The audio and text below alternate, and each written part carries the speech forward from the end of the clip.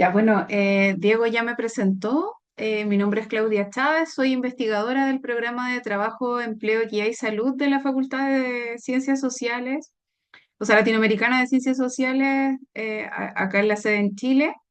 Y hoy día vamos a discutir, más que una charla como una clase, esto es una aproximación un poco a todo este mundo de la inteligencia artificial y algunas implicancias que puede tener en el trabajo, sobre todo considerando esta como posible, entre comillas, amenaza que a ratos nos da miedo en torno a la explosión de esta revolución de inteligencia artificial. ¿Ya? Eh, ahí.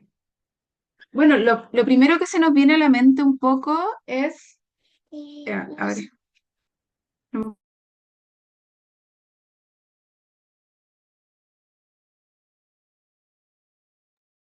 ya, perdón. Eh, bueno, lo primero que se nos viene a la mente es este robot haciendo todo por nosotros. Un poco, eh, me acuerdo siempre como de mi primera clase de inteligencia artificial que fue muy raro porque entré a la Facultad de Ingeniería y mi primera clase fue con un psicólogo, que en el fondo también nos explicaba este como miedo que hay detrás de esta revolución digital que trae consigo la inteligencia artificial. Y aquí un poco esta pregunta va asociada a esta relación que tiene un poco los miedos, sobre todo en el mundo del trabajo, que también se tuvieron cuando fue la revolución industrial, ¿cierto? O sea, en el fondo estamos en una nueva revolución. Se habla de esta revolución industrial 4.0 y que corresponde a esta revolución digital. Entonces, cuestionarnos esto también nos hace pensar cuáles son los alcances de esto y en el fondo también un poco lo que vengo acá es a darle una vuelta a entender que la inteligencia artificial ya es, no es que vaya a llegar, sino que ya es. Entonces, vamos a ir como orientándonos en esa línea. ¿Ya? Entonces, ¿qué diferencias o qué similitudes tiene la revolución industrial con respecto al trabajo con esta revolución digital? ¿Ya?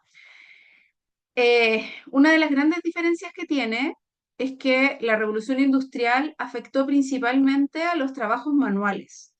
Había mucho, como que complicó mucho los puestos de trabajo sobre todo de los obreros, porque esta revolución industrial estaba asociada a estas máquinas que podían hacer el trabajo de los humanos, que se parece mucho a lo que nosotros podríamos considerar en la revolución digital.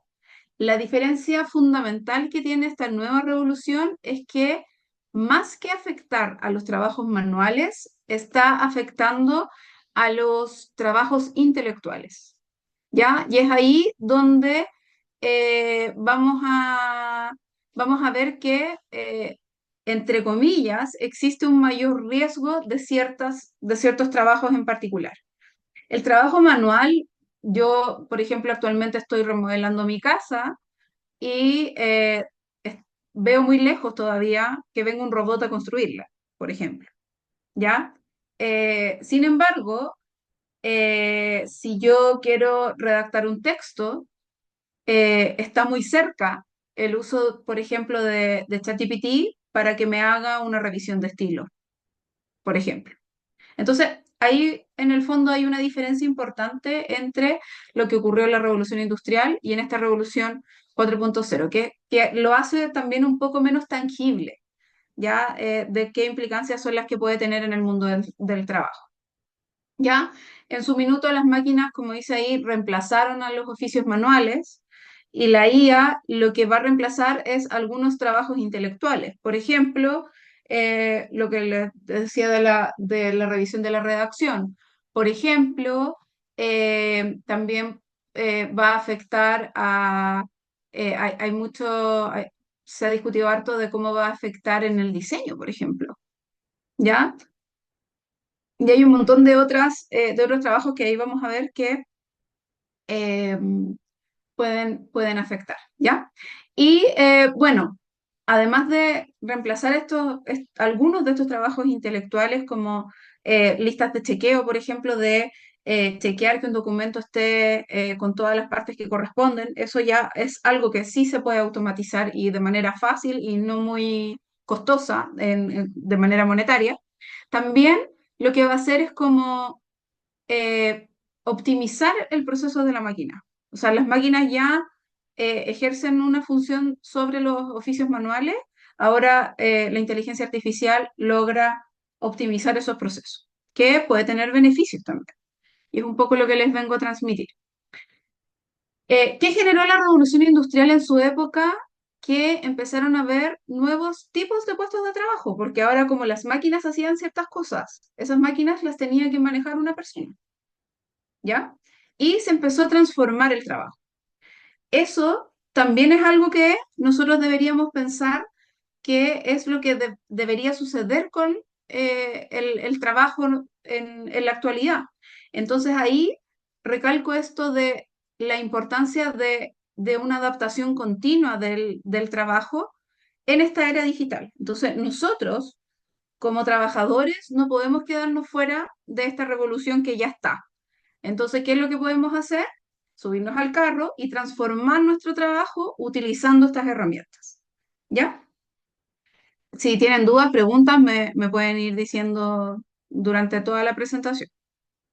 Entonces, los invito a ver qué opinan y ojalá participen harto porque me gustaría saber cómo ustedes, por ejemplo, qué trabajos creen que son los que están más amenazados por la inteligencia artificial, de lo que conocen. Probablemente tienen un conocimiento eh, muy a partir de redes sociales, de las noticias, etcétera.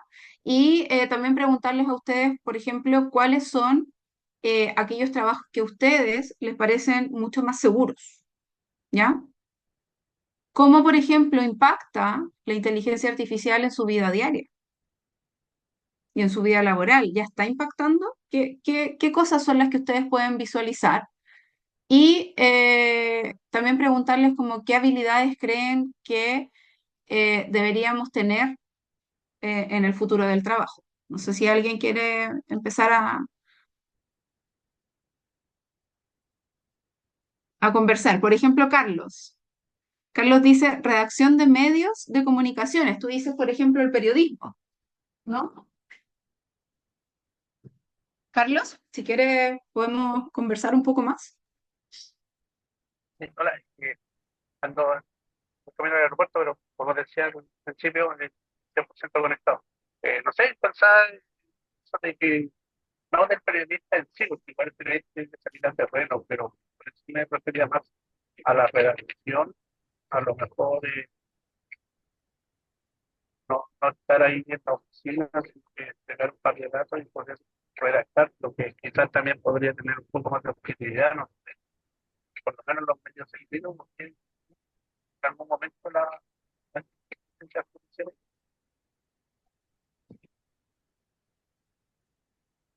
Ay, perdimos a Carlos. Pero sí, la redacción en general ya es algo que uno podría suplir con la inteligencia artificial. No sé si alguien más tiene alguna idea, alguna noción, si sienten que ya les está impactando en su vida diaria o se dan cuenta de ese impacto.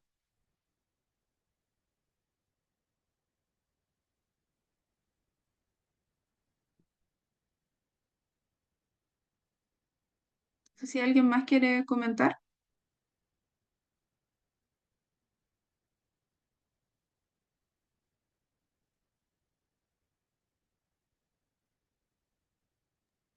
En el caso de la inteligencia artificial generativa, que muchos la están usando en vez de contratar, por ejemplo, a diseñadores gráficos. Claro, ese es otro ejemplo.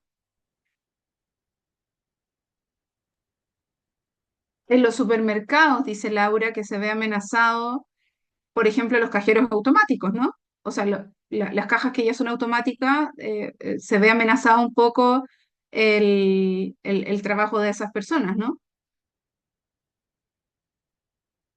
Y considerando esta identificación de algunos puestos de trabajo, ¿cómo creen ustedes que podríamos, eh, en el fondo, adquirir habilidades que nos permitan ser parte de esta revolución y poder mantener nuestros propios puestos?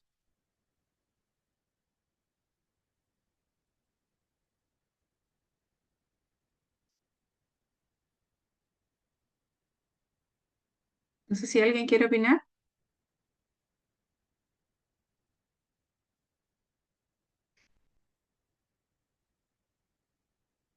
Bueno, em, una de las, teniendo más conocimiento de los avances tecnológicos. Exactamente, exactamente. O sea, lo que tenemos que hacer nosotros es no tener miedo, ¿ya? Porque en el fondo estos son máquinas. Hemos vivido con máquinas hace muchos años. Entonces, lo que tenemos que hacer es capacitarnos en esta revolución que ya está andando y que ya, incluso sin darnos cuenta, a veces utilizamos en el día a día. Entonces, parte de esta sesión o de esta charla es que se busca un poco introducirles a ustedes en temáticas un poco más técnicas, pero bases para identificar posibilidades de desarrollo en el futuro, en sus propios puestos de trabajo o en sus lugares de trabajo donde ustedes están dirigiendo a los trabajadores, ¿no?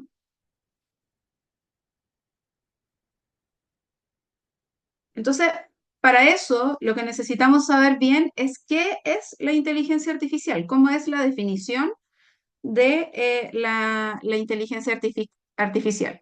Básicamente, la inteligencia artificial es el estudio de cómo hacer que programas computacionales, estos llamados algoritmos, hagan cosas que las personas típicamente hacen mejor.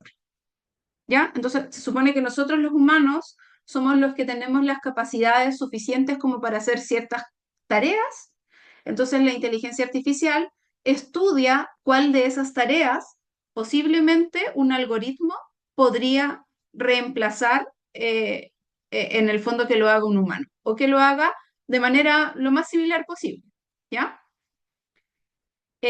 También se define como el estudio de cómo hacer que las máquinas resuelvan problemas. Todo parte de ahí, ahí vamos a ver un poquito de historia, pero en el fondo lo que la inteligencia artificial busca es cómo hacer que estas máquinas resuelvan problemas que antes resolvían los humanos. ¿Y cómo van a resolver esos problemas? A través de estos programas computacionales que le permiten tomar decisiones. ¿Ya? Eh, en ese contexto, lo que busca es hacer que los computadores, entre comillas, piensen, porque cuando nosotros interactuamos con distintos tipos de inteligencia artificial, muchas veces nos confundimos. Por ejemplo, cuando le decimos al computador, o sea, al teléfono, oye Siri, resuélveme este problema, anda a buscar ese número de teléfono y llama por teléfono.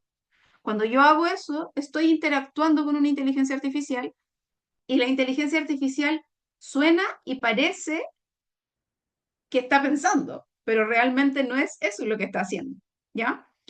Básicamente lo que hace es que ingresa un algoritmo, que son estos programas computacionales, y resuelve el problema según lo que ya conoce, ¿ya? ¿Cuál es la diferencia como fundamental y que ha hecho que la inteligencia artificial avance tan rápido? Es que con las máquinas que procesan estos programas computacionales, nosotros podemos darle tantas opciones posibles que un cerebro no necesariamente sería capaz de retener como en la memoria, ¿ya? Entonces, esa es como un poco la ganancia que tienen estos algoritmos con respecto a el uso humano. Pero los algoritmos de inteligencia artificial aún no piensan, aún no sienten, y no tienen valores, etcétera, que eso todavía no puede ser reemplazado, ¿ya? Y en general también la inteligencia artificial lo que hace es que estudia distintas facultades como mentales, como esta facultad de poder pensar, a través de modelos computacionales, donde la reina de este juego es la red neuronal, que lo que hace es que trata de, en base a algoritmos, replicar el proceso de pensamiento humano que hace en el cerebro cuando las neuronas hacen sinapsis para resolver un problema. Esa es como la gran magia de la inteligencia artificial, ¿ya? Entonces, ¿qué conceptos que nosotros como que escuchamos en las noticias o vemos en las redes sociales o de repente vemos en YouTube algún video o algo que mencione la inteligencia artificial son los más comunes? En general se habla de códigos, ¿cierto? Estos códigos que son estos lenguajes de programación que permiten hacer la tarea de una manera autónoma, ¿ya? En el fondo, pero ese programa de inteligencia artificial, en algún minuto alguien lo desarrolló y alguien estuvo ahí para programarlo, ¿ya? Eso es súper importante. Un programa tradicional lo que hace es que es un código estático y que es la gran diferencia entre la programación y la inteligencia artificial, es que es un programa estático donde hay un código que una persona que sabe mucho de un tema tuvo que definir. Y dice, si ocurre A, yo voy a tomar la decisión A. Si ocurre B, yo voy a tomar la decisión B. ¿Cuál es la diferencia entre la codificación de los programas tradicionales y la codificación o programación de los modelos en inteligencia artificial? Es que eh, básicamente este algoritmo aprende de las decisiones que tomó. Va a partir de un montón de datos que ya tomaron ciertas decisiones y va a generar un modelo matemático inicial. Una vez que genere ese modelo matemático inicial, cada vez que el algoritmo ingrese nueva información, va a ajustar ese modelo de manera tal de tomar nuevas decisiones y tomar nuevas rutas. ¿Ya? Esa es la diferencia, que ya no es algo estático, sino que es algo dinámico y que va retroalimentándose permanentemente con la información que tú le estás entregando. Entonces, claro, por ejemplo, si ustedes se meten en Instagram y se quedan 5 segundos parados en un reel asociado a deporte, el algoritmo va a decir, este usuario con estas características le gusta el deporte. Entonces, ¿qué le voy a entregar? Más deporte para que vea más. Pero esa decisión no es una decisión que está predefinida. ¿Por qué? Porque nosotros cuando programamos no podemos predefinir todas las opciones posibles, pero sí aprendió de tu comportamiento para tomar decisiones de qué mostrarte en las redes sociales. ¿Ya? Entonces, eso es un poco la diferencia entre una programación común y corriente o antigua y em, una, una codificación en base a modelos de inteligencia artificial. ¿Ya? Algunas de las cosas que se escuchan mucho es que, bueno, la inteligencia artificial engloba la robótica, que la robótica también ahí podemos ver que en la robótica no solamente uno se imagina este robot del inicio, ¿cierto? Que está así como programando y haciendo cosas, pero la robótica también hay una robótica que no es tangible, que no tiene mecánica, sino que solo toma decisiones por ti, como el ejemplo que les acabo de decir de Instagram. Eso que hay detrás también se denomina un robot que toma decisiones a partir de un modelo particular. La inteligencia artificial ocupa también la lingüística y ese es el gran salto que ha dado porque ha logrado desarrollarse de tal manera que entiende un lenguaje y su resultado de la inteligencia se traduce en un lenguaje que tú entiendes también. Entonces hay una interacción entre este programita matemático y el usuario final. Y todo esto se basa en este marco del Machine Learning, que es como estas máquinas de aprendizaje, y que básicamente su aprendizaje es esto que yo les comentaba, que yo tengo un modelo inicial que se va retroalimentando permanentemente de nuevos datos. ¿Y eso por qué nace? Porque, bueno, tenemos mucha más capacidad de manejar toda esa cantidad de datos. ¿Ya? Y esto se basa mucho en estadística, en matemática y en ingeniería informática, por supuesto. Un poquito de historia. La inteligencia artificial, nosotros pensamos que esto nació hace 2 años o un año cuando salió ChatGPT, pero no, la inteligencia artificial viene de muchos años atrás. De hecho, uno de las grandes personas, de los grandes personajes de la inteligencia artificial, que es Turing, él participó en la codificación del código que ocupaban los alemanes en la Segunda Guerra Mundial, que mandaban mensajes en código y él descifró el código a partir de una máquina, que fue como una de las primeras máquinas que resolvían problemas más complejos, porque antes de eso la inteligencia artificial lo que buscaba era resolver problemas simples, como el gato, el juego del gato, cuáles eran todas las opciones posibles y cuál era la mejor opción de poner una X o un círculo dependiendo de la jugada que te tocaba. La inteligencia artificial partió con la resolución de cómo salir de un laberinto, por ejemplo, en base a puras reglas de decisión que se codificaban y el programita ahí se iba moviendo en ese laberinto. El juego de damas, el ajedrez, que recuerdo muy bien que en los años 80, cuando ya se podía hacer un poquito más de cómputo, estaba esta máquina y estaba el mejor ajedrecista del mundo que jugaban contra la máquina y veían quién ganaba.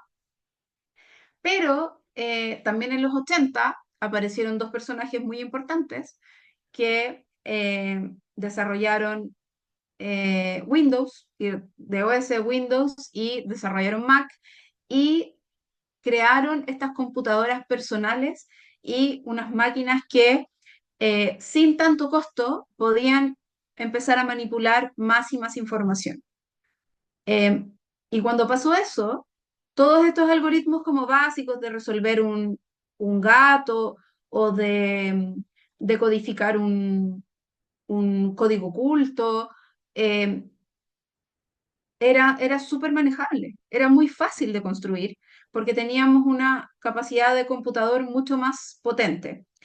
Con esta capacidad de computador y con esto de que nosotros ya tuviéramos nuestros computadores en nuestra casa y el nacimiento del Internet, nosotros empezamos a entregar información a distintos lados y teníamos la capacidad de poder procesar toda esta información y de ahí empezó todo el tema ya en los años 80 del análisis con Machine Learning, ya donde en las primeras partes que se utilizaron obviamente fueron en grandes compañías, pero también se empezaron a utilizar, por ejemplo, en Booking.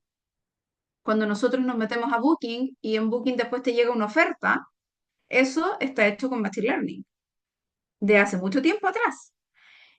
Cuando nosotros, por ejemplo, otro ejemplo típico de inteligencia artificial es cuando nosotros decimos que un correo es un spam y después ese correo de ese usuario ya no te llega más, también hay un proceso de Machine Learning detrás que define em, si un mail es o no es un spam para ti, por ejemplo. ¿Ya? Y así un montón de cosas. Y aumentando esta capacidad de cómputo, nosotros podíamos resolver, se podían resolver problemas con algoritmos súper sencillos, ¿ya? Que provenían principalmente del mundo de la estadística. Pero cuando en el año 2010 ya pudimos computar una cantidad, un volumen tan importante de datos, que nosotros pudimos hacer el deep learning, que es este aprendizaje profundo, donde empiezan a nacer ya las redes neuronales y estos modelos muy complejos, que el gran problema que tienen es que son una caja negra que nadie, que, bueno, que poca gente, en verdad nadie puede entender bien qué es lo que está procesando para obtener un resultado. Sin embargo, esos resultados funcionan. Entonces, cuando pasó esto, empezó el boom de la inteligencia artificial ya en un uso mucho más masivo y mucho más competitivo, y ya en el año 2020, cuando estas redes neuronales profundas llegaron a ser poco, pasamos a la inteligencia artificial generativa, que ya no solo aprendía y te entregaba una decisión, sino que aprendía y te entregaba una decisión y construía un relato para respondértelo. Que esa es como la gran diferencia que tiene asociada a eh, este nuevo aprendizaje. ¿Ya? Entonces, esa es un poquito la historia, pero nosotros tenemos inteligencia artificial no de ahora, de hace muchos años atrás, ¿ya? Solo que no nos habíamos dado cuenta de que en nuestro día a día podíamos encontrar inteligencia artificial. ¿Sí? Si tienen dudas, me preguntan.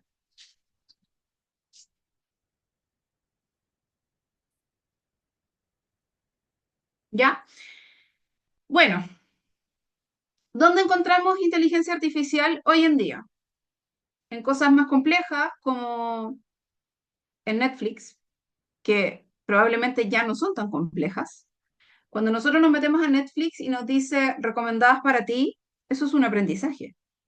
Y eso es un aprendizaje de lo que tú has visto. Y eso es inteligencia artificial. Cuando tú tomas tu celular y vas a sacar una foto y esa foto se encuadra, es inteligencia artificial. Cuando tú te subes al auto y no te sabes una dirección y colocas el GPS, estás usando inteligencia artificial.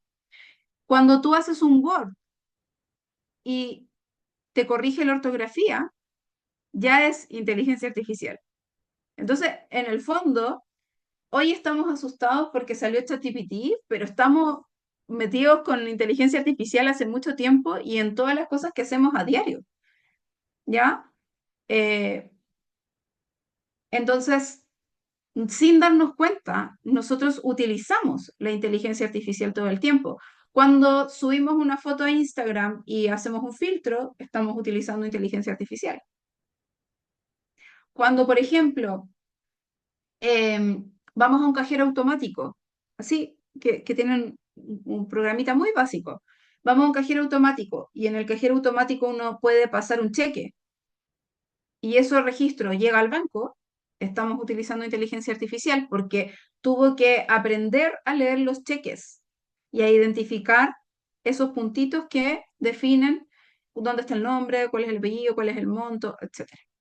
¿Ya? Entonces, la inteligencia artificial está por todos lados y por eso que yo también los invito a que esto no sea un miedo, sino que sea una invitación a aprender a vivir con esto que ya está y ya está hace mucho tiempo. De hecho, en mi caso, de los años 50 está desde antes de que yo naciera. Entonces, la pregunta ahora que viene es como, ya, pero ¿qué va a pasar con nuestros trabajos si yo, por ejemplo, soy diseñadora gráfica y ahora yo en ChatGPT le pongo tres, cuatro palabras y me genera una imagen? ¿Qué es lo que va a pasar? ¿Dónde está el peligro em, de la inteligencia artificial? Y aquí quiero ver si se escucha, no sé si se va a escuchar. Inteligencia artificial, el mundo laboral. La IA es tan revolucionaria como lo fue en su día la máquina de vapor. Realiza tareas repetitivas como el procesamiento de datos y textos con mayor eficiencia. Según un estudio, para el 2030 la IA podría hacerse cargo hasta del 30% de las horas trabajadas. Empleos tradicionales en la oficina, en la fábrica y en la atención al cliente irán desapareciendo. Pero aumentará la demanda de los trabajos relacionados con el mantenimiento de máquinas. Los empleos que requieren títulos académicos, como el de abogado, periodista o contador, también están en peligro. Las grandes innovaciones como la máquina de vapor y el avión siempre han causado miedo, pero la IA podría asumir tareas peligrosas o monótonas para los humanos y hará que aparezcan nuevas áreas profesionales. En el futuro será decisivo que los empleados se formen para poder trabajar con IA. Muy pronto, este será el caso de hasta 12 millones de personas en Europa. Está claro que la inteligencia artificial transformará el mundo laboral, afectando a la mayoría de las profesiones. Ya, si se fijan, todas las profesiones de alguna manera se van a ver afectadas, entonces no podemos eh, quedarnos atrás con este tema, ¿ya?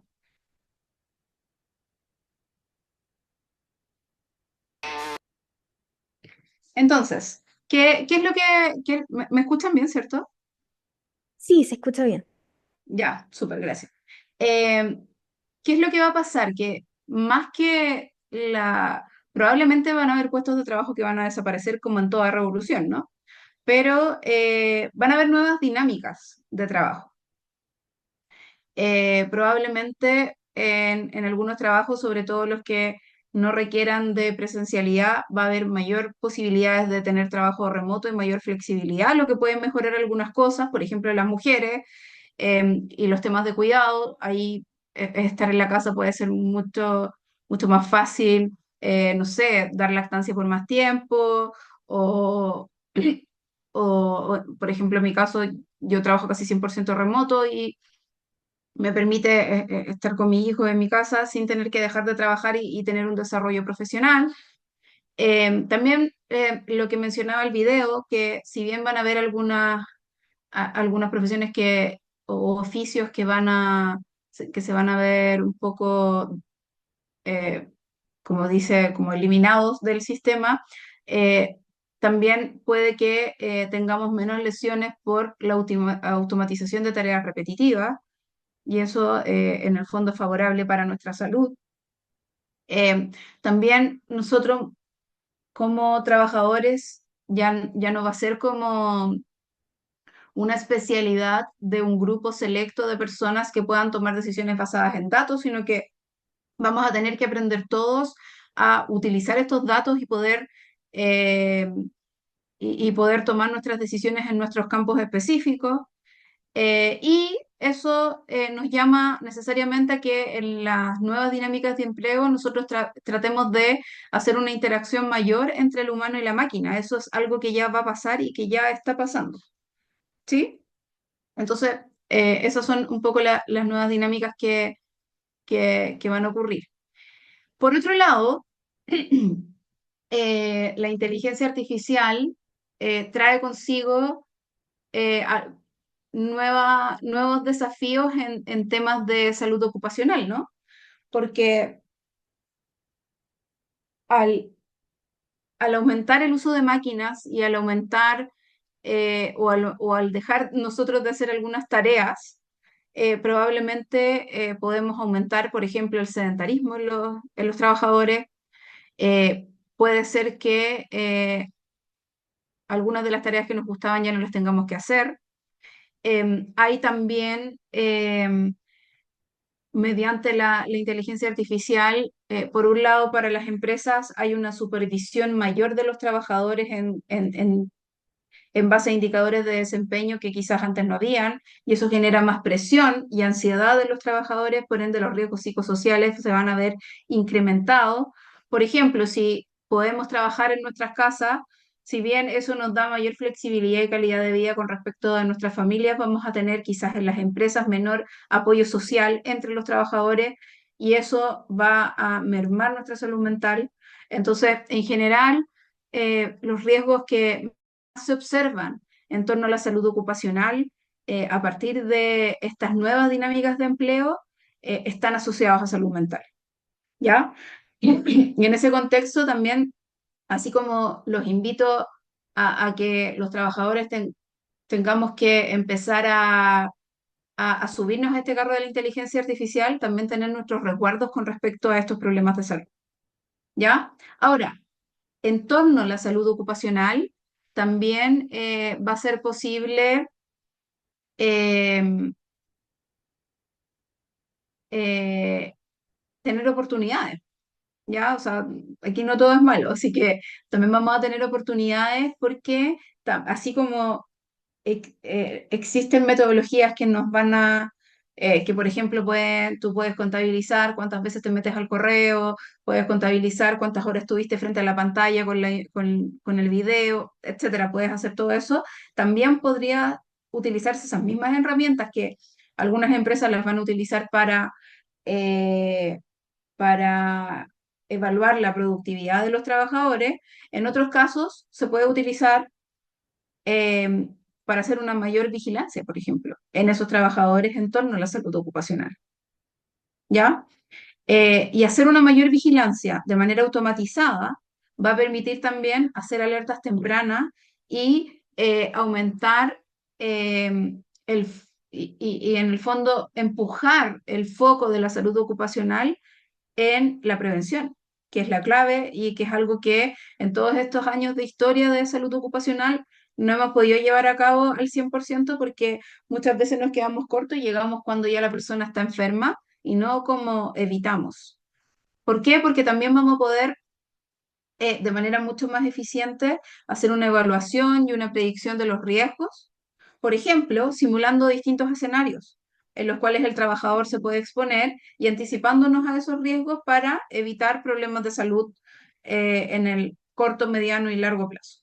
¿Ya? Entonces, esto tiene impactos, pero también tiene varias oportunidades porque las mismas herramientas desarrolladas se pueden utilizar de maneras distintas.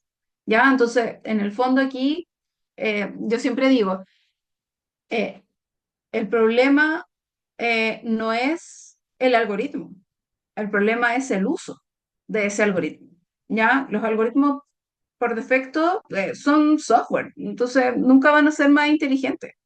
El problema es que esos software se utilizan para cosas que no necesariamente se deben utilizar. ¿Ya? El ejemplo de Netflix, por ejemplo, Netflix te ofrece películas, entonces tú te instalas y en vez de estar 3 horas buscando una película, te demoras 15 minutos y disfrutas tu película. Entonces tiene un foco de consumo, por supuesto, pero también tiene un foco que te facilita la interacción con la plataforma. Ese mismo algoritmo que definía qué ofrecerte fue el algoritmo que ocupó Donald Trump para generar noticias falsas y modificar su campaña en la primera elección. Entonces, se puede ocupar exactamente la misma herramienta, pero va a depender del uso que yo le dé, qué tan buena o qué tan mala puede ser una inteligencia artificial. ¿Ya? Y ahí viene de la mano inmediatamente la discusión de la ética.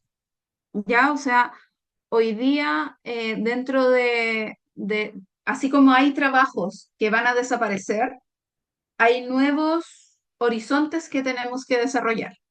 Y uno de los horizontes es que, por ejemplo, yo que soy ingeniero, que tengo este máster en inteligencia artificial y que soy programadora, mi foco no va a estar en programar. Mi foco hoy día no es programar porque para programar yo lo que necesito es saber lo básico y lo más avanzado, me meto a ChatGPT, lo busco, me lo soluciona, lo programo, lo pongo en la ventana, me soluciona todos los problemas y puedo seguir avanzando. El foco está en qué uso le doy a esas programaciones. Entonces, ya no me tengo que especializar en programar específicamente. Lo que tengo que hacer es especializarme en la ética y el uso de los datos, por ejemplo. ¿Sí? Entonces, en el fondo, la ética es en este caso fundamental. Y en ese contexto, la legislación tiene que ser súper clara. En eso, en Europa nos llevan avanzado bastante en comparación con lo que se ha hecho acá y las normativas se tienen que exigir.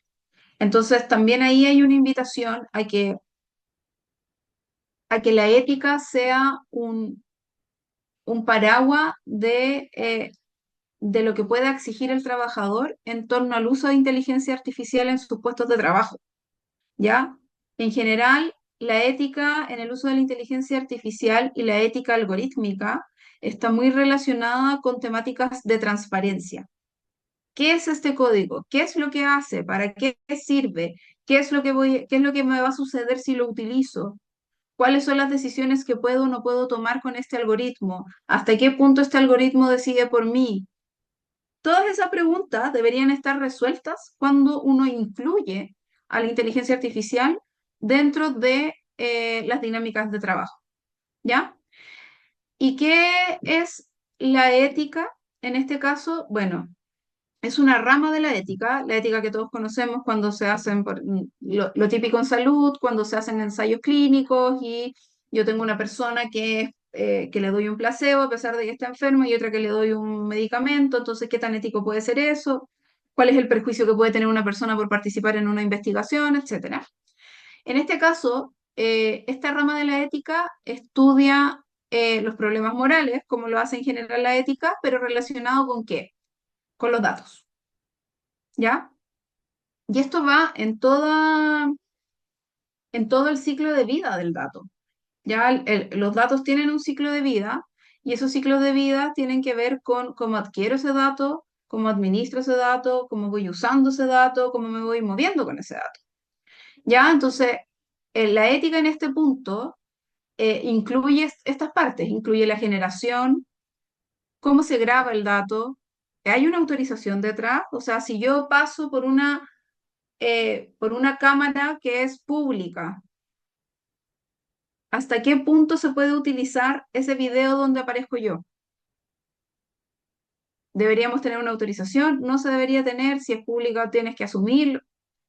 Hay todo un conflicto ético en el uso de los datos, ¿ya? En cómo se graban, cómo se seleccionan los datos, o sea, sobre quiénes voy a utilizar la información, cómo se procesan y cómo se difunden. Cómo después que ese dato fue utilizado y pasó por un algoritmo y generó una decisión, cómo se difunde esa decisión. ¿Ya? Eso en torno a los datos como tales, que es súper importante que tengamos claro que, por un lado, tenemos este mundo de los datos que se utilizan para hacer inteligencia artificial y que también es uno de las grandes discusiones que se tuvo cuando partió ChatGPT. Es como, ya está bien, estaba ocupando volúmenes gigantes de datos que están en Internet y todo, pero ¿a qué le pediste permiso para usarlo? ¿Ya? Entonces, como todas esos cuestionamientos son cuestionamientos que nos tenemos que hacer cuando se utilice la inteligencia artificial en nuestro día a día. Después está la ética algorítmica, ¿ya? La ética algorítmica, que en el fondo es em, qué algoritmos de inteligencia artificial estamos usando, qué realizan, cómo se utilizan, cuáles son los agentes artificiales. Los agentes artificiales son estos robots que yo les comentaba que no necesariamente son mecánicos, sino que son como intangibles, ¿ya? El aprendizaje automático, los robots ya mecánicos, etcétera. Y asociado tanto a los datos como asociado a los algoritmos, ¿cuáles son las prácticas que se hacen con ambas cosas? ¿Ya? Entonces ahí es donde la ética cobra un rol fundamental, porque en el fondo yo puedo implementar todo lo que quiera, pero tengo que tener una mirada de esta innovación responsable, de respaldar tener un buen versionamiento, por ejemplo, de la programación, que el programa sea transparente, que no pase de que si yo me voy el programa no funciona porque este algoritmo está cambiando la vida de las personas. Está también los temas de las prácticas de hacking, que son hackers que intervienen de manera profesional para, eh, para probar la seguridad de los algoritmos que se están utilizando y, eh, y esa seguridad en el fondo tiene que ser velada por las empresas que utilizan estas inteligencias artificiales. Por eso, por ejemplo, una de las nuevas carreras que está tomando vuelo en esta nueva forma de trabajar es la ciberseguridad, ¿ya? Etcétera. Entonces, en el fondo, esto de las prácticas a lo que apunta es que apunta a formular y a apoyar soluciones moralmente buenas. Era lo que yo les comentaba, los algoritmos pueden ser buenos, pero no son morales, no tienen valores y de hecho tienen sesgos, muchos, porque está el caso típico de cuando en el Poder Judicial, por ejemplo, en Estados Unidos, se utilizó un algoritmo para definir reincidencia de las personas que estaban en una audiencia. Entonces, ¿qué pasó? Esto se entrenó con datos históricos de la reincidencia de personas em, de personas que cometían ciertos delitos, ¿ya? Lo que pasó es que como se utilizaron datos históricos, dentro de esos datos históricos había un sesgo de los jueces y había un sesgo racial.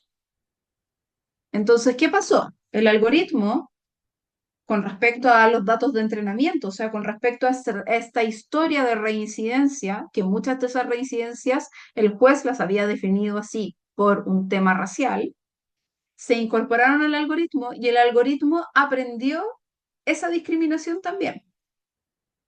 Entonces, cuando se fue a utilizar, tenía ese sesgo.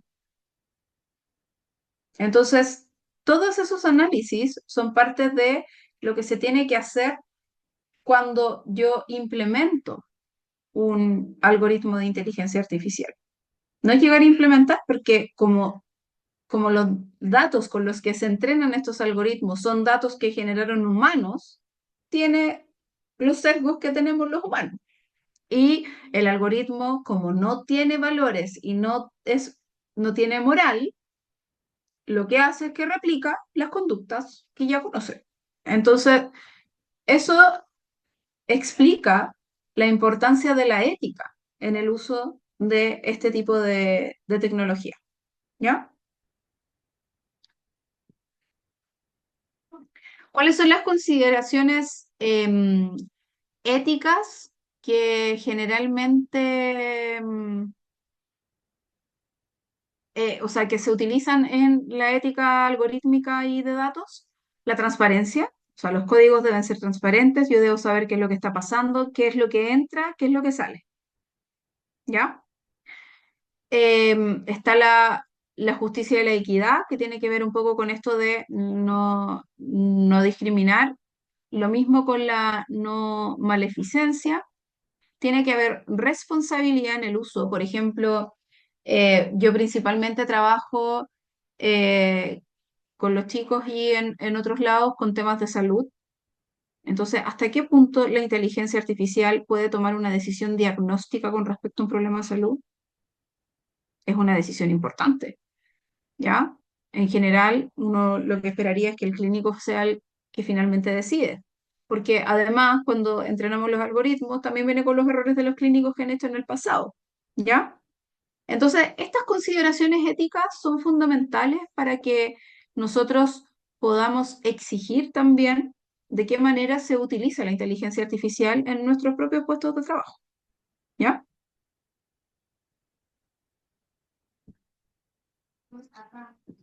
Y bueno, finalmente, em, en esta como discusión de qué es la inteligencia, para dónde apuntamos, qué es lo que va a pasar, y que en el fondo yo aquí trato de, de mostrarles que no es algo que, bueno, de partida no es algo que vaya a pasar, es algo que está pasando. Y segundo, es algo que ya no podemos dejar de mirar, ¿ya? Entonces, aquí el desafío es este aprendizaje digital. O sea, nosotros, si queremos seguir vigentes en el mundo del trabajo, tenemos que actualizarnos en lo digital. De hecho, lo digital hoy día debería ser parte como del aprendizaje en los colegios, para que los niños salgan, porque en algún minuto era el lenguaje y matemática, después era lenguaje, matemática, inglés, y así íbamos avanzando en distintas cosas que deberían ser base para el desarrollo de una persona en un país en particular. Hoy día lo digital debería estar desde un inicio, ¿ya? Eh, entonces, ¿qué desafíos tenemos a partir de esta revolución digital? La educación y la capacitación continua. O sea, si nosotros como dirigentes sindicales queremos proteger a nuestros trabajadores en esta revolución, capacitémoslos. Capacitémoslo, démosle herramientas que puedan entender lo base, no tienen que ser programadores, solamente tienen que entender un poco qué es lo que está pasando, qué es, qué no es inteligencia artificial, hacer una crítica, etcétera, ¿ya? Utilizar las herramientas como usuarios, las herramientas más generales, eso es clave. Em, Promocionar en ese contexto acuerdos para cuidar a los trabajadores. ¿Hasta qué punto mi trabajo del día a día se está metiendo en una máquina de aprendizaje y qué se va a hacer con esa información. Eso es clave, eso va asociado a la ética, ¿ya? Y em, que es un poco lo que yo he tratado de incentivarles en esta charla, es promocionemos e incentivemos el uso colaborativo con la inteligencia artificial y no digamos, ah, no, yo no la voy a usar porque me da miedo, yo no la voy a usar porque esto es para gente que sabe más que yo. No, la inteligencia artificial está en todo y hay que aprender a usarla. Es como cuando no queríamos usar celulares, ahora hay que aprender. Y es parte del día a día. Entonces, los invito un poco a reflexionar en estos desafíos y, y que podamos ir avanzando en torno a esto. No sé si tienen comentarios, preguntas, dudas.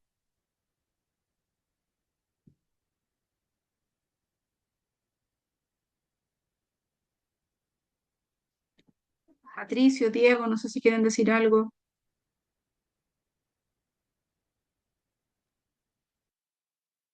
Sí.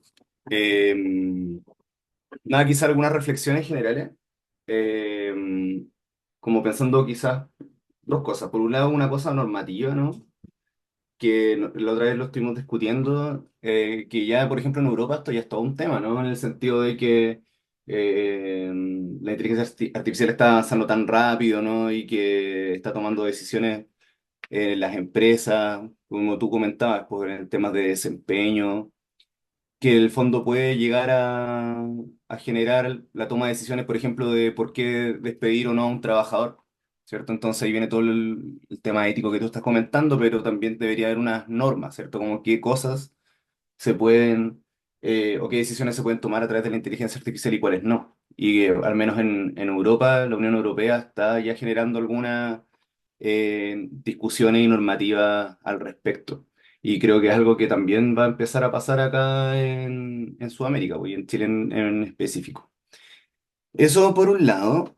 Y lo otro es también quizás ver algunas utilidades como o sea, incentivarlos, digamos, a buscar algunas utilidades como para la práctica de em, del sindicalismo, digamos, más de manera más cotidiana. ¿Para qué sirve una inteligencia artificial? ¿Para qué me puedo aprender más del chat GPT, ¿cierto? Como tratar de buscar como, por ejemplo, buenas estrategias, ponte tú como de comunicación hacia los afiliados. A veces, no sé, de repente no manejamos tanto el código del trabajo, la dirección del trabajo también tiene su inteligencia artificial que te facilita, digamos, eh, tener estos como servicios legales que muchas veces necesitamos y así, cosas de ese tipo, ¿no? Entonces, como que, bueno, claramente la invitación es como aprender un poco más, como te decías, Claudia, a capacitarse más y eso al final también va a alinearnos mucho los tiempos, la pega y poder avanzar a otras cosas. Eso.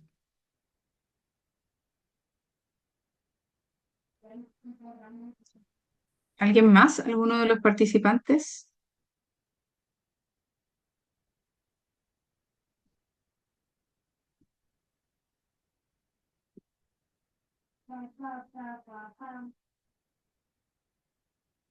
¿No? ¿Patricio? Hola. Carlos, dale. No, más que nada, no sé si reflexión o una pregunta que tampoco creo que la vamos a responder hoy día, pero sería como un desafío tremendamente importante en lo humano, entendiendo que tanto la automatización como la inteligencia artificial reemplazará muchas fuentes de trabajo que no se podrán subsanar haciendo otros trabajos, sino que generando una cantidad tremenda. Es el desafío del futuro de la seguridad social, ya Mm. que ¿quién se hará cargo cuando algunas economías buscan achicar el Estado? ¿Quién se hace cargo de la seguridad social de aquellos que podrían quedar sin su fuente laboral y sin el financiamiento? Porque seguridad social es un financiamiento a futuro, lento. No sé, creo que es una reflexión que tiene que ir de la mano con todas las medidas que se puedan tomar, como decían recién, legislativas. En Europa sé que hay en discusión de impuestos hacia las máquinas, porque la seguridad social es un tema tremendamente sensible e importante que necesita financiamiento y si el trabajador por su cuenta no la puede financiar por no tener fuente de trabajo, por haber sido reemplazado por una máquina, eh, es un escenario que también va dentro de lo complejo a futuro.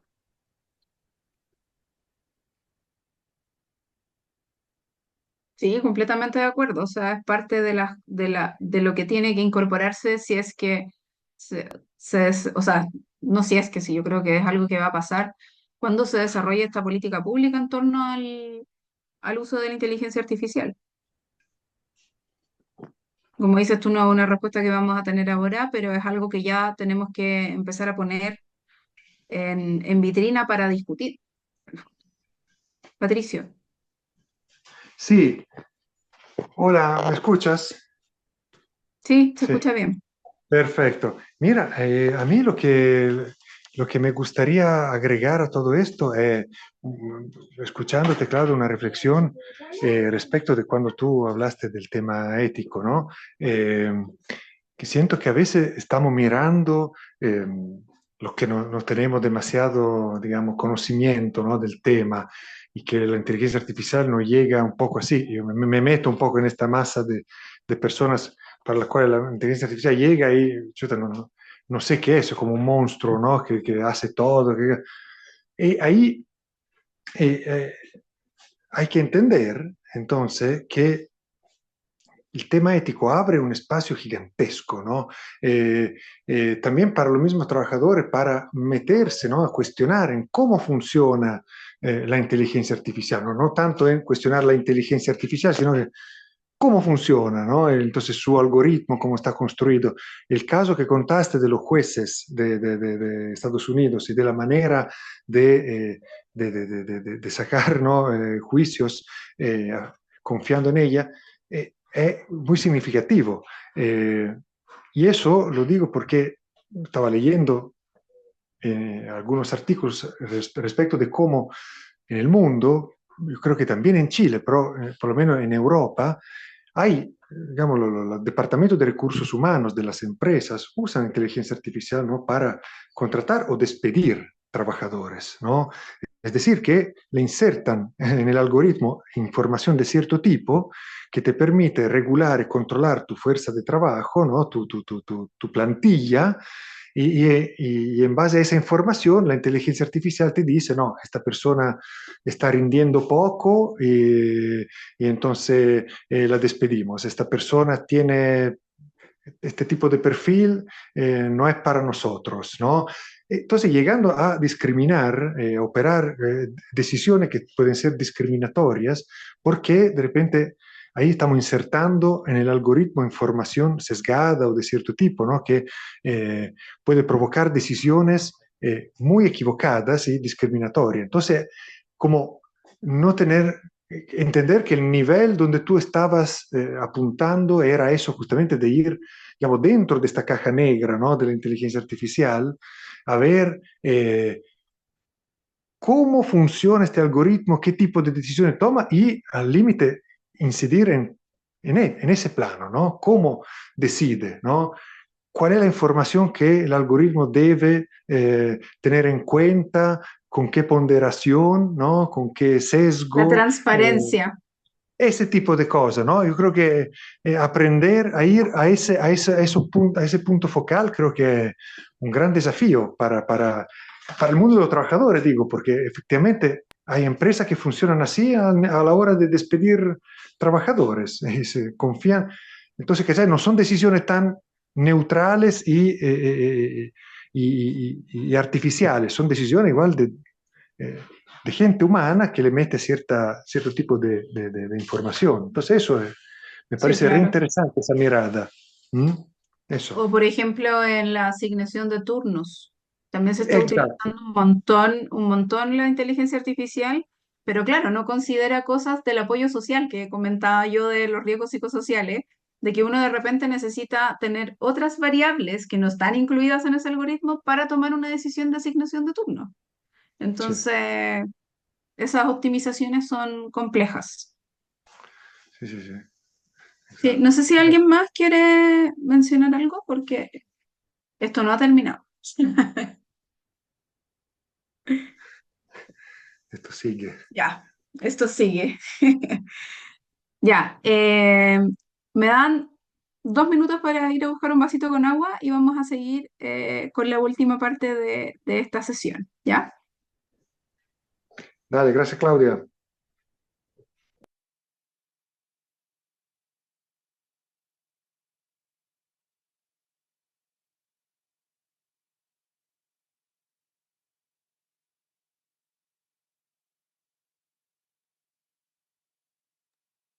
Mientras, Patricio, ¿podríamos recordar cuál es la próxima sesión que se viene en 2 semanas más?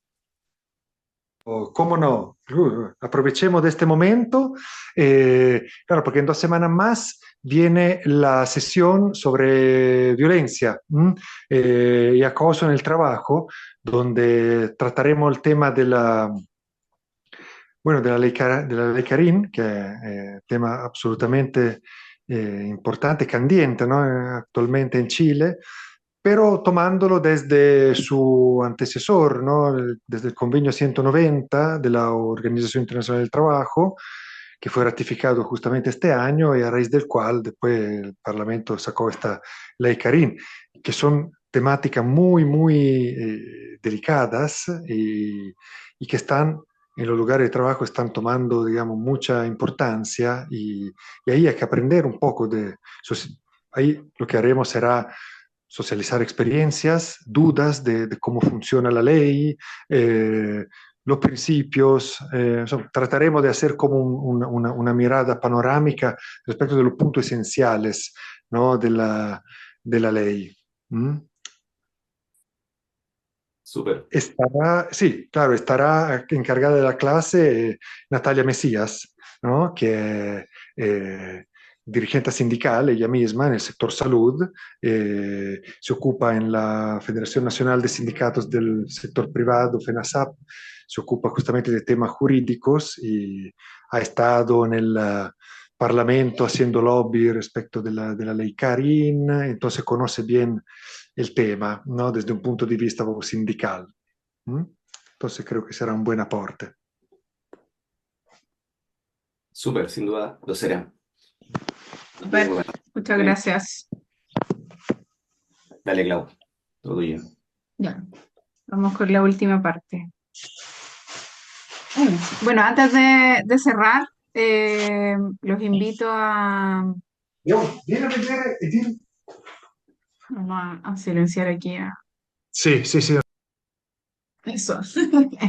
Ya, los invito a ver una serie que está bien interesante, aterriza bastante bien el tema. Ahí cada uno tendrá su crítica personal a esto, pero al menos explica de manera muy cercana a las personas em, que no están involucradas en el mundo de la inteligencia artificial, qué cosas. Y por eso se llama ¿Y ahora qué? En el fondo, Bill Gates va entrevistando a distintas personas y discutiendo un poco de qué es lo que pasa en el trabajo, qué es lo que pasa en nuestro día a día, qué es lo que va a pasar en algún minuto. Estas máquinas van a aprender a hacer sus propias máquinas, teorías de la conspiración y todo eso. Así que es un documental bien entretenido y que muestra casos bien específicos de aplicaciones que ya están sucediendo en el día a día. Así que si tienen Netflix, es una serie que podrían ver. La publicaron hace muy poquito tiempo. Entonces, así como nosotros los invitábamos a aprender o sea, a esta como alfabetización digital, pero en torno a la inteligencia artificial, incorporamos en esta charla una parte más bien práctica, eh, una, un- una herramienta práctica de inteligencia artificial que está eh, alineada con inteligencia artificial generativa para mejorar el trabajo, ¿ya? Básicamente, ¿qué es lo que vamos a ver? Les voy a explicar en grandes rasgos porque en este cronograma que vimos de cuando partían los años 50 la inteligencia artificial, donde después se metía en Machine Learning y después entrábamos al Deep Learning, falta la última parte de ese cronograma en la que está esta revolución tan importante que es el paso de este aprendizaje de máquinas profundo con redes neuronales complejas y algoritmos complejos que resuelven problemas a una inteligencia artificial que no solo resuelve problemas, sino que genera cosas. Que genera lenguaje, genera imágenes, genera video, genera documentos, y por eso se llama IA generativa, ¿no? ¿Ya? Entonces, un poco, ¿qué es la IA generativa? La IA generativa, todos conocemos a ChatGPT, pero no es solamente ChatGPT. De hecho, la IA generativa empezó con DALL-E, que es esta segunda que está acá. Básicamente, la IA generativa es un subcampo de la inteligencia artificial que que se centra en la creación de modelos y algoritmos que generan un contenido nuevo. Ese es el foco, ¿ya? O sea, aquí el foco no es que clasifique si es cáncer o no cáncer, sino que genere un contenido asociado a esa clasificación y que cada vez invente cosas, por decirlo así. Y en general este contenido es nuevo y original y lo que hace es que genera texto, imágenes, música y videos. Y ahí es donde entra toda esta amenaza a esos rubros de trabajo que están asociados a esta generación de información, ¿ya? Entonces, ¿qué es lo que hacen estos modelos? Al igual que los otros modelos de inteligencia artificial, estos modelos son capaces de aprender ciertos patrones y características a partir de un conjunto de datos, igual que como lo habíamos conversado, donde yo entreno los datos para poder ver esas características y luego en base a esa información crea un contenido nuevo, ¿ya? Ese contenido nuevo puede ser, por ejemplo, una respuesta, que es la que te da ChatGPT.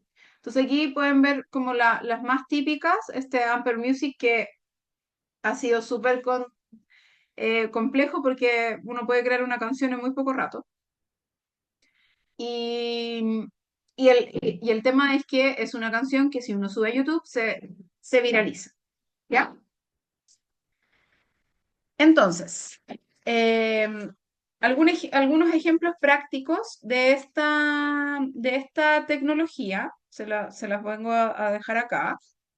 Vamos a ver si no funciona, que este es una IA generativa que está recién desarrollándose y que en el fondo está asociado a lo que hablábamos recién de cómo la inteligencia artificial podía empezar a eh, reemplazar algunos puestos de trabajo, ¿no? Ya les explico un poco, es un asistente creado por la Organización Mundial de la Salud y es un asistente em, para em, perdón, es un asistente que lo que busca es cuidar tu salud. Entonces vamos a cargarlo a ver si nos funciona.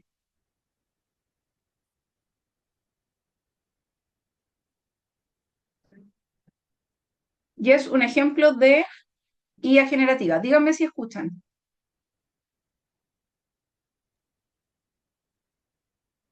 Claro. Estoy aquí para escucharte. ¿Hay algo específico sobre lo que te gustaría hablar en relación a tu salud o bienestar? Sí, ayer comí papas fritas y quiero saber de qué manera puedo dejar de consumir ese tipo de comida. Entiendo. Las papas fritas son deliciosas, pero es bueno moderar su consumo. Te sugiero que empieces por establecer un objetivo claro, como limitarte a una porción a la semana. También puedes buscar alternativas más saludables, como verduras al horno. ¿Te gustaría explorar más opciones saludables o recetas? No, gracias. Por ahora resolviste mi duda. Me alegra haber podido ayudarte. Si alguna vez tienes más preguntas sobre salud o bienestar, aquí estaré. Recuerda que pequeños cambios pueden hacer una gran diferencia. Cuídate. ¿Te escuchó? Sí, se Sí, escucha. Ese es un ejemplo de una inteligencia artificial generativa, que en el fondo, la vamos a cerrar porque ahí ya la cerré, que si no me va a escuchar y va a pensar que le estoy hablando. En el fondo, logra en cada una de las interacciones realizar, Entiendo que a eh, veces las conversaciones pueden ser perdón, complicadas. Estoy aquí perdón para que, apoyarte con información sobre salud y bienestar. perdón que lo dejé abierto. Si tienes alguna otra pregunta o tema en mente, Ya, ahí sí. Em, lo que les comentaba, que en el fondo da un poco de miedo también, ¿sí? Da un poco de miedo. De hecho, ahí en el documental de Netflix que les comenté, aparece un caso de en que la IA le responde a un usuario que está enamorada de él y que en el fondo ese contenido nuevo y muy rebuscado y muy parecido al ser humano es el que produce un poco de nervios. Pero lo que yo les quiero mostrar en el fondo aquí es que la IA generativa logra hacer estas cosas. Y ahí es el salto revolucionario más allá de los algoritmos como tal. Tiene exactamente los mismos algoritmos detrás, pero son mucho más complejos y generan este tipo de información. ¿Ya? Así como está este asistente, eh, otro asistente es ChatGPT, que está que es muy famoso y todo, y que en el fondo yo ahora les voy a explicar como brevemente de qué manera podemos utilizarlo eh, lo más eficiente posible, ¿ya? Para eso necesitamos conocer algunas definiciones, ¿ya? Definiciones claves y que también tienen que ver con de qué manera nosotros como trabajadores en nuestro quehacer diario podemos utilizar estas herramientas para mejorar nuestra productividad, nuestra calidad, etcétera, ¿ya? Para eso tenemos que entender un concepto que probablemente algunos lo han escuchado por ahí, otros quizás nunca, eh, es ¿qué es un prompt? ¿Ya? Un prompt en inteligencia artificial. Bueno, el prompt es básicamente la pregunta que yo le hice al asistente.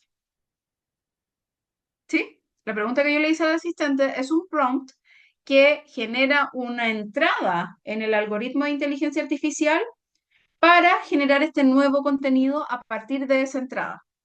¿Ya? Entonces, un prompt en inteligencia artificial es una instrucción o una entrada que se proporciona a un modelo de lenguaje. ¿Ya? Este modelo de lenguaje puede ser un lenguaje oral o puede ser un lenguaje escrito. Como, por ejemplo, un modelo de procesamiento de lenguaje natural basado en inteligencia artificial para solicitar una respuesta o generación de un texto. ¿Ya?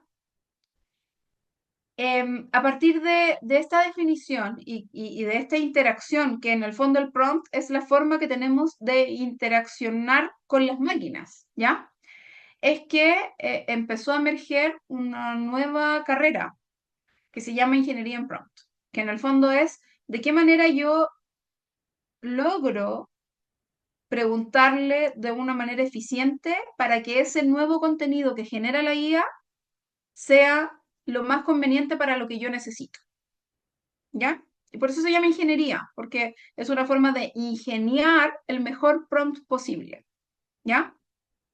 Entonces, es un enfoque práctica, la ingeniería en prompt, en el campo de la inteligencia artificial y el procesamiento del lenguaje natural, que implica diseñar y formular cuidadosamente las instrucciones o entradas o prompt que yo le proporciono a un modelo de lenguaje basado en inteligencia artificial, ¿ya? Entonces, ¿cuál es el objetivo? El objetivo es que yo en pocas preguntas logre obtener una respuesta precisa y relevante de los modelos. Es como, si lo llevamos a algo así muy sencillo, es como aprender a buscar en Google. Aquí estamos aprendiendo a preguntar qué es lo que queremos obtener, ¿ya?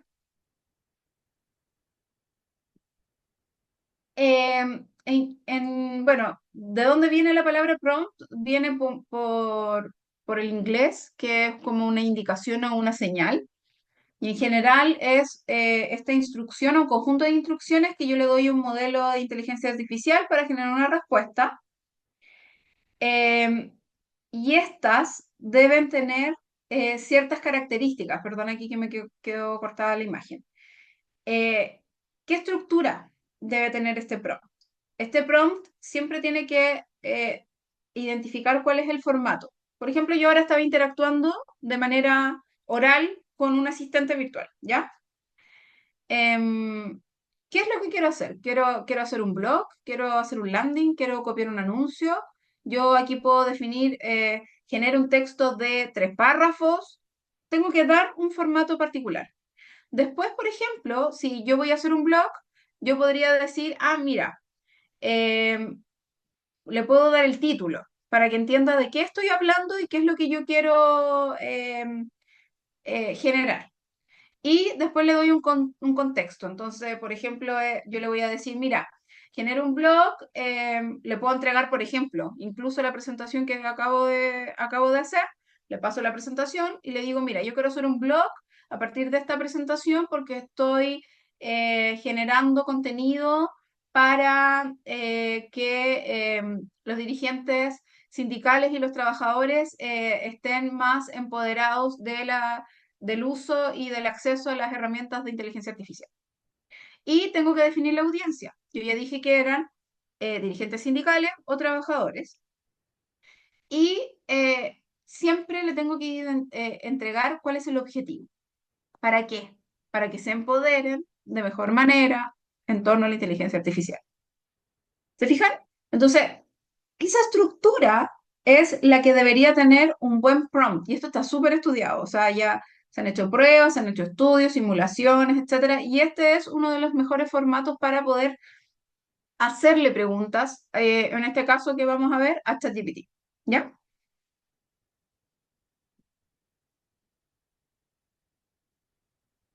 Entonces, ¿cuáles son algunas de las buenas prácticas que yo debo considerar cuando hable con un asistente virtual o cuando le escriba a un asistente virtual? Lo primero es que deben ser muy específicos, ¿ya? O sea, mientras más claro y detallado sea el prompt, más útil será la respuesta. Entonces, por ejemplo, si yo le pregunto, ¿qué es la inteligencia artificial? Me va a responder, podemos hacer la prueba después, una cosa gigante. Pero si yo pregunto, ¿cómo se utiliza la inteligencia artificial en la medicina para diagnosticar enfermedades? ¡Tum! Va a ir solamente a buscar esa información. Y no solo que la busque, sino que la va a buscar y me va a generar una respuesta de información. Tienen que tener cuidado porque uno en la cabeza tiene el concepto de Google, que Google va a buscar documentos y te los muestra. Aquí no, aquí la inteligencia va, busca la información que contiene, que ya tiene cargada, toma esa información y genera un contenido nuevo. ¿Ya? Siempre tiene que haber un contexto adicional, proporcionar un contexto cuando es necesario. Por ejemplo, quiero escribir un artículo sobre los efectos de la inteligencia artificial en la salud ocupacional enfocado en cómo afecta el bienestar mental de los trabajadores. Si no pongo ese enfocado, también se me abre un contenido muy, muy, muy extenso.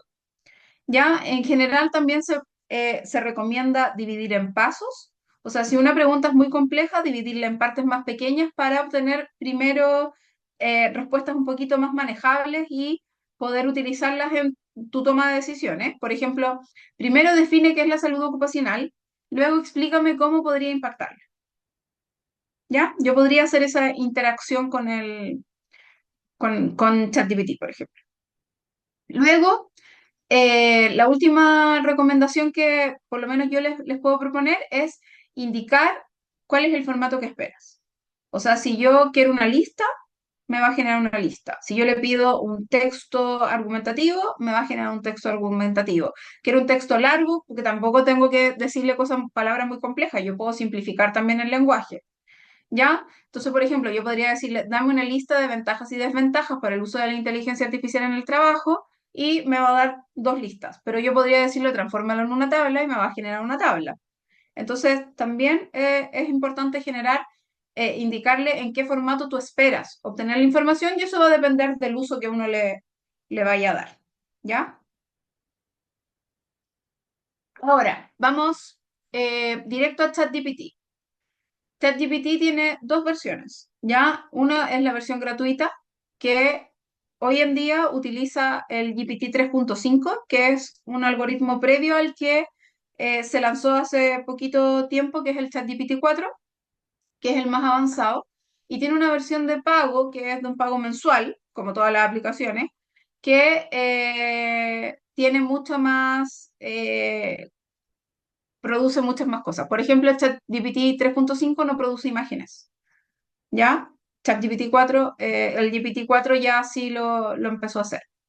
¿Cuáles son las limitaciones de la versión gratuita? Que yo tengo un acceso un poco más limitado al conocimiento con el cual se entrenó el algoritmo. No accede a Internet en tiempo real, mientras que ChatGPT accede a Internet en tiempo real, busca la información y con esa información se alimenta y genera nuevo contenido. Y en general yo no puedo personalizar de manera tan eficiente.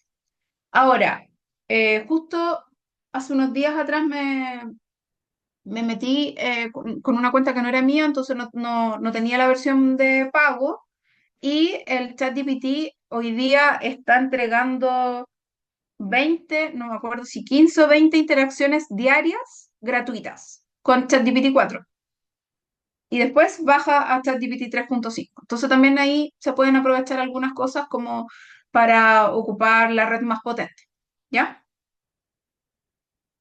Entonces, ahora sí, para terminar, vamos a hacer un ejercicio práctico, ¿ya?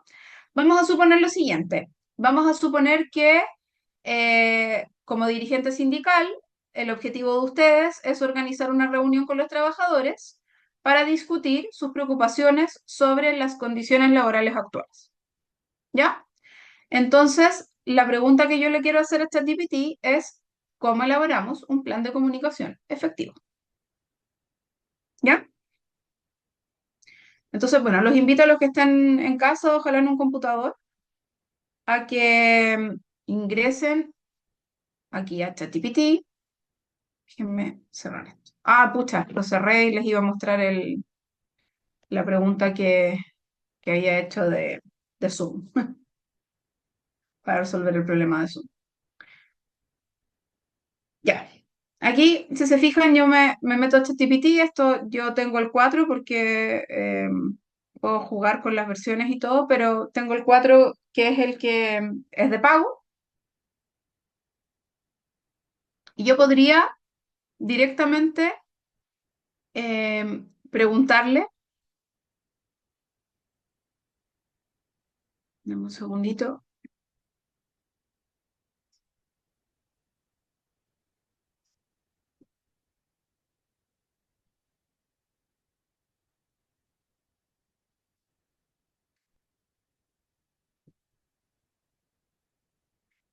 Podría directamente preguntarle la pregunta que sale en el ejercicio, que dice, ¿cómo elaborar? La vamos a dejar bien amplia. ¿Cómo elaborar un plan de comunicación? Esa era la pregunta, ¿no? De comunicación efectivo. Vamos a esperar a que piense y me va a mandar los resultados. ¿Sí? Entonces me dice, ah, mira, para hacer esto, ¿te gustaría aplicar este enfoque en un contexto específico? Entonces te dice, mira, elaborar un plan de comunicación efectivo implica una serie de pasos. El paso número 1 es definir los objetivos. El 2 es identificar la audiencia. El 3 es desarrollar un mensaje clave. 4, seleccionar los canales de comunicación. 5, establecer el cronograma. 6, asignar roles y responsabilidades. 7, medir y evaluar. Y 8, considerar una retroalimentación.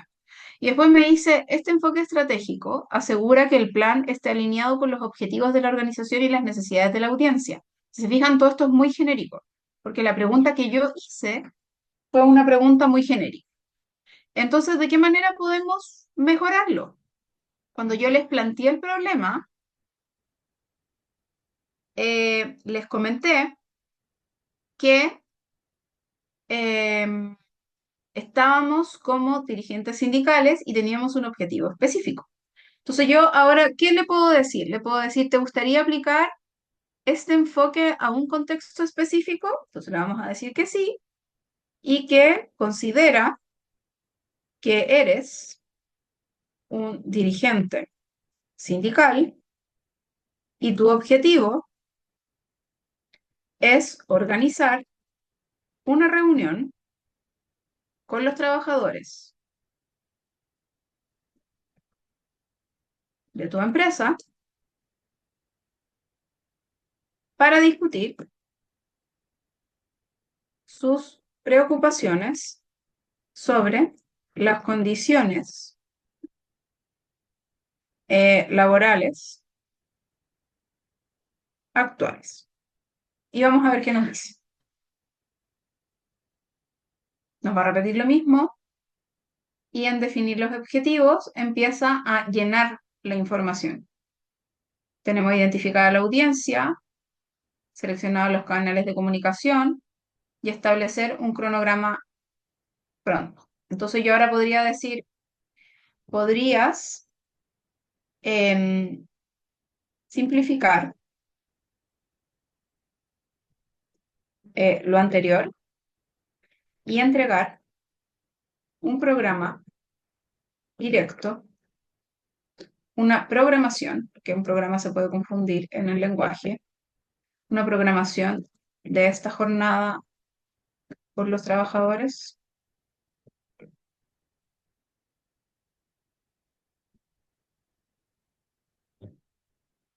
Ahí está el plan de comunicación simplificado. Entonces dice, mira, el objetivo entonces es organizar una reunión para discutir las preocupaciones sobre las condiciones actuales y recopilar sus emociones, sus opiniones. La audiencia son todos los trabajadores de la empresa, tanto sindicalizados como no sindicalizados. Yo podría cambiar eso y decirle que lo actualice. Mensajes claves. Y aquí empieza a hacer su generación de contenido nuevo. Tu voz es importante. Ven a la reunión para hablar de las condiciones laborales. O juntos podemos mejorar el ambiente de trabajo. Podemos elegir cualquiera de esas para utilizar. ¿Cuáles son los canales de comunicación que te propone? Carteles en áreas comunes, mensajes por WhatsApp o correo electrónico o reuniones informales en las áreas antes del evento. ¿Ya? Cronograma de la comunicación, envío de la convocatoria una semana antes, recordatorio 2 días y el mismo día de la reunión. ¿Quién es el responsable? El líder de la reunión. Y aquí está la programación de la jornada, donde te propone toda una estructura de la jornada. Dice, puedes haber una apertura de 15 minutos, después una recopilación de, ya, y supongamos que esto dura 15, 45, 30, 15 minutos, son 1 hora 45, y le podemos decir, puedes ajustar, no, ni siquiera puedes, ajusta la planificación a 1 hora. Y vuelve a hacerlo y lo deja en 1 hora. Y no solamente baja los minutos, sino que baja también los contenidos para que esto dure exactamente 1 hora.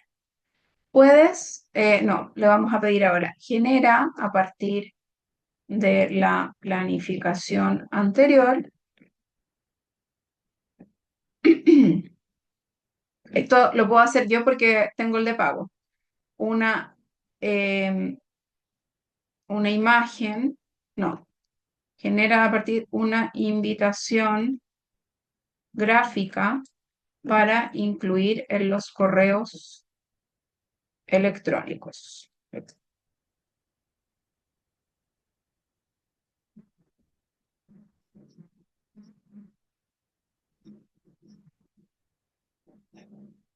Y aquí hay, por ejemplo, una propuesta. Si lo queremos con incorpora a la imagen colores.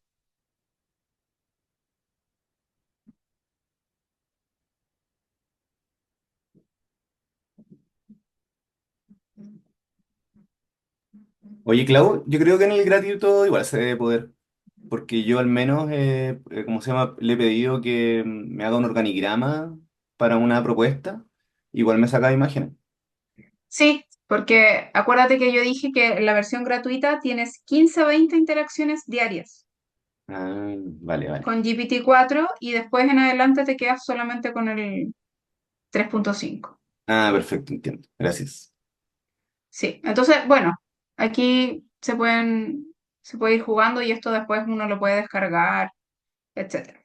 Puedes ir cambiando el eslogan, decirle que no tenga letras, proponer el lugar, etcétera. Entonces ahí ustedes ya pueden armar, por ejemplo, una jornada y no utilizan tanto tiempo. Si tienen la idea clara en la cabeza de cuál es el objetivo principal, lo demás lo puede hacer directamente ChatGPT, por ejemplo. ¿Ya? Entonces aquí ya tienen una herramienta que pueden utilizar en sus contextos de la dirigencia y puede optimizar sus tiempos para mejorar su calidad de vida también. Eso. Así que los invito a utilizarlos, a jugar con ChatGPT y, y a subirse a esta revolución. Eso. No sé si tiene alguien dudas, preguntas. Les vamos a mandar la presentación, ¿cierto? Sí, la presentación le va a llegar a todos a sus correos junto a los links para la próxima sesión y también el link al video de YouTube de esta presentación. Súper. Eso. No sé si tienen alguna pregunta, consulta, comentario que les pareció. ¿Les gustaría para otras ocasiones enfocarse en algo más específico? No, yo Cuéntame. quería comentarte como un truquito adicional que me sé, que yo por lo Dale. que he leído, he visto es que ChatGPT es como malo para las matemáticas, pero por ejemplo uno le puede ir asignando como ciertos roles. Entonces, por ejemplo, si tú necesitas hacer como quizás un ejercicio matemático un poco más complejo, lo que es, uno puede decirle, actúa como si fuese un matemático experto o un matemático profesional. Y después Claro, le que dice, es lo ah, mismo que acabamos de hacer en posicionarlo en el contexto en el que tú vas a trabajar. Por ejemplo, claro, ahora le dijimos, eres un dirigente sindical y necesito hacer esto. Entonces lo tiene siempre, eso que acabas de decir, Diego, es súper importante y eso tiene que ver con el contexto. Uno siempre tiene que darle el contexto de qué es lo que está haciendo para darle la tarea, porque si no es muy amplia la respuesta. claro, y si quieres, no sé, alguna consulta legal, actúa como un Soy un, abogado. Una claro, cosa. o trabajas en un estudio jurídico de especialistas en leyes laborales y Claro, necesitas resolver el siguiente caso y ustedes pueden poner como dirigentes un caso de algún trabajador y ahí les van a dar opciones de cómo abordarlo de la mejor manera posible y quizás no, ahí hay que tener ojo, la recomendación no es tomar eso e ir a hacerlo inmediatamente, sino que contrastar obviamente eso con ojalá alguien que los pueda ayudar, pero ya puede haber una orientación del trabajador directa asociada, porque sobre todo cuando uno le pregunta cosas de leyes, yo lo he probado varias veces, hay que especificarle que estás en Chile en el año correspondiente para que se vaya a la ley específica que corresponda. Tienen que ser bien específicos y claros en el uso del ChatGPT. ujú. Y lo otro es que también uno puede ocuparlo para hacer postulaciones. Por ejemplo, como dirigentes seguramente van a postular algunos fondos para tener algunos recursos adicionales. Ahí le pueden poner un poco como el contexto, ¿no? Como cuál es el objetivo de este fondo, cuáles son las instrucciones que quieren dar y bueno, ahí también te va facilitando mucho la postulación. Al menos yo lo he hecho varias veces y me ha ido bien. Pueden poner la pauta de evaluación y subir un documento que ustedes hayan hecho y preguntarle si efectivamente esa pauta se está cumpliendo o no o dónde se podría mejorar. También se puede hacer eso. Así que nada, hay que usarlo. Es una herramienta muy interesante y es una forma de subirse al carro, que ya está, ya no hay marcha atrás. Sí, no sé si alguien del público, dirigente, quiera hacer un comentario o pregunta adicional al cierre. Bien, si no hay más comentarios ni nada, Claudia, yo te agradezco mucho la presentación, fue la verdad súper interesante, muy práctica también para nuestra labor y para la labor de los dirigentes y dirigentes, así que eso, muchas gracias. Y nada, lo dejamos hasta acá, solamente recordarles la invitación para 2 semanas más tener la nueva sesión sobre violencia en el trabajo, ¿cierto? Particularmente respecto a la ley Carini, marcado en el convenio 190 por Natalia Mesías, en el mismo, digamos, también virtualmente, el mismo horario. Así que bueno, ahí vamos a estar entregando la información ya por correo eh, respecto al link y eso. Así que eso. Bueno, muchas gracias nuevamente y nos estamos viendo pronto. Que estén súper.